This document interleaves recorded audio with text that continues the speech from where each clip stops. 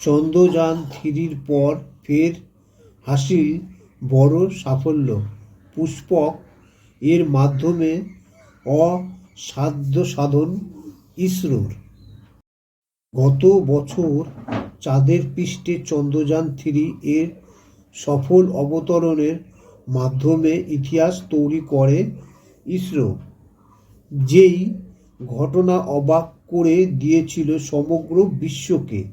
তবে এবার ফের একটি অসাধ্য সাধন করে দেখালো ভারতের মহাকাশ গবেষণা সংস্থা। এই প্রসঙ্গে প্রাপ্ত তথ্য অনুযায়ী জানা গিয়েছে যে ইতিমধ্যেই গত 22শে মার্চ পূর্ণ ব্যবহারযোগ্য মহাকাশযান উৎক্ষেপণ যান পুষ্পক এর দ্বিতীয় সফল অবতরণ সম্পন্ন হয়েছে।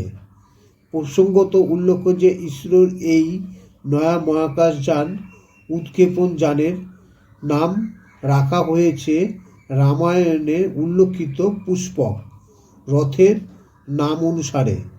এমতো অবস্থায় এই মহাকাশযান উৎক্ষেপণ যানের ফের সফল হওয়ার বিষয়টা মহাকাশ গবেষণার নতুন দিগন্তের উন্মোচন করবে বলে বিশ্বাস রাখছেন বিজ্ঞানীরা। মূলত দুটি গুরুত্বপূর্ণ উদ্দেশ্যকে সামনে রেখে এই পূর্ণ ব্যবহারযোগ্য মহাকাশযান উৎক্ষেপণ যান তৈরি করা হয়েছে, যার মধ্যে রয়েছে মহাকাশযান উৎক্ষেপণের সামগ্রিক খরচ কমিয়ে নিয়ে আসা এবং মহাকাশ অভিযানে আরও সার্বিক করে তোলা। আরও একটি উল্লেখযোগ্য বিষয় হল সম্পূর্ণ দেশীয় প্রযুক্তিতে তৈরি করা হয়েছে পুষ্পককে। জানিয়ে রাখা যে ইসরো বহুদিন ধরে পূর্ণ ব্যবহারযোগ্য মহাকাশযান উৎক্ষেপণের বিষয়ে আগ্রহী ছিল। পাশাপাশি এ বিষয়ে তাদের বৃহত্তর পরিকল্পনাও রয়েছে, যেটির প্রাথমিক সংস্করণ হিসাবে প্রকাশ্য এসেছে পুষ্পক। এমতো অবস্থায় প্রতিটি উৎক্ষেপণে এই পূর্ণ ব্যবহারযোগ্য যানের ব্যবহার করা সম্ভব হলে মহাকাশ অভিযানের খরচ এক ধাক্কায় 80% নেমে আসতে পারে। বর্তমানে সময়ের পরিপ্রেক্ষিতে মহাকাশে 1 কেজি ওজনের পেলোড পাঠাতে খরচ হয় 10 থেকে 12.5 লক্ষ টাকার মতো।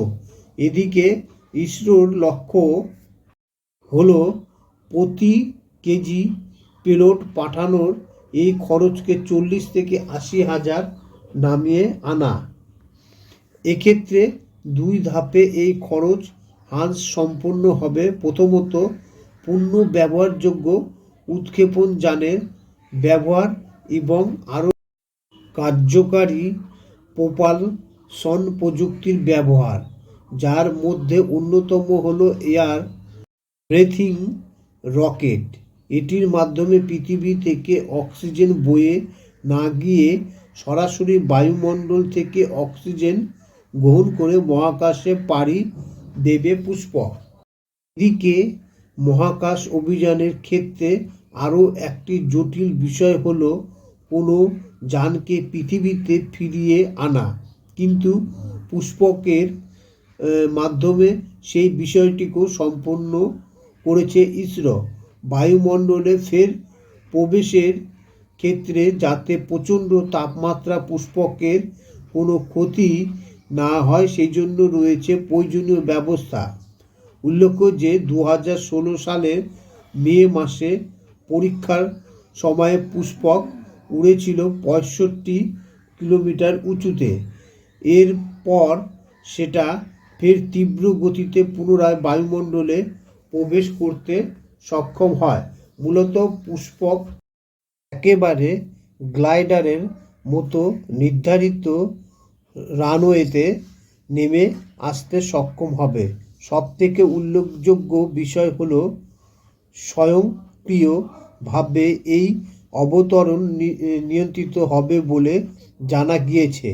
এমনকি যে কোনো প্রতিকূল অবস্থাতেও এর হেরফের হবে না। উল্লেখ্য যে ইসরোর এই পূর্ণ ব্যবহারযোগ্য মহাকাশযান উৎক্ষেপণ যান তিনটি বিষয়কে বিশেষভাবে প্রাধান্য দেওয়া হয়েছে। সেগুলি হলো শক্তিশালী ইঞ্জিন এবং অক্ষত অবস্থায় পৃথিবীতে ফেরার আশা ও নিরাপদ অবতরণ। খবরটি যদি ভালো লাগে তাহলে পরে চ্যানেলটিকে অবশ্যই সাবস্ক্রাইব করুন। Thank you.